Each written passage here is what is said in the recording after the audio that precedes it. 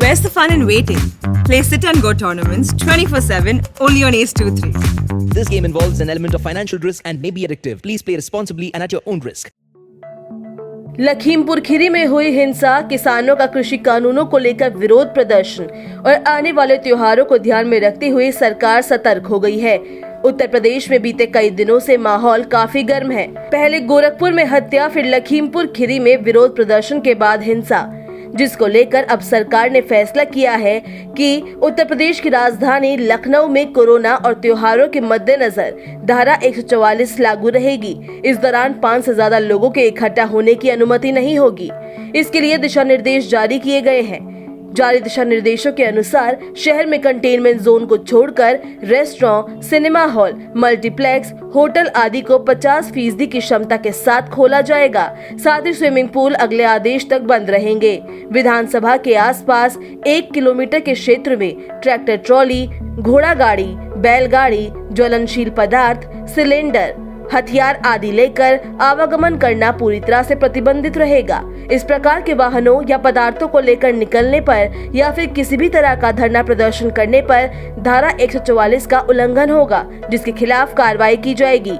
इसके अलावा सरकारी दफ्तरों और विधानसभा भवनों के ऊपर और आसपास के 1 किलोमीटर की दूरी में ड्रोन से शूटिंग करना प्रतिबंधित होगा। अन्य जगहों पर भी पुलिस आयुक्त, संयुक्त पुलिस आयुक्त की अनुमति के बिना किसी प्रकार के ड्रोन कैमरे से शूटिंग करना और फोटोग्राफी करना मना है।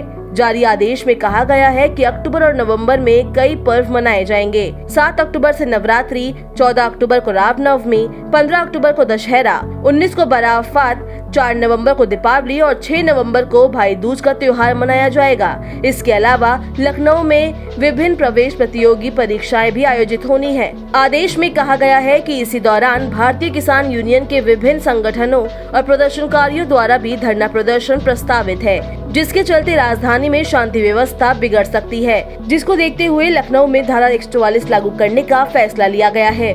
आदेश में कहा गया है कि धार्मिक स्थल, सार्वजनिक स्थल, जुलूस या आयोजनों में रात 10 बजे से सुबह 6 बजे तक किसी भी प्रकार का शोर शराबा नहीं होगा।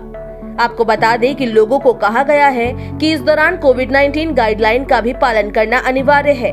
कोई भी व्यक्ति शहर की सीमा के अंदर लाठी, डंडा, तेज धार वाले चाकू, नुकीले शस्त्र, तलवार, कटार, फरसा, ज्वलनशील पदार्थ लेकर नहीं चलेगा। सिर्फ अंधे और दिव्यांगों के लिए डंडे, लाठी और सिख धर्म द्वारा रखे जाने वाले कृपाण के लिए छूट होगी। किसी भी समुदाय के व्यक्ति के द्वारा एक दूसरे की भावनाओं के विपरीत कोई कार्य नहीं करेगा। किसी भी प्रकार का धार्मिक उत्तेजनात्मक भाषण भी प्रतिबंधित होगा।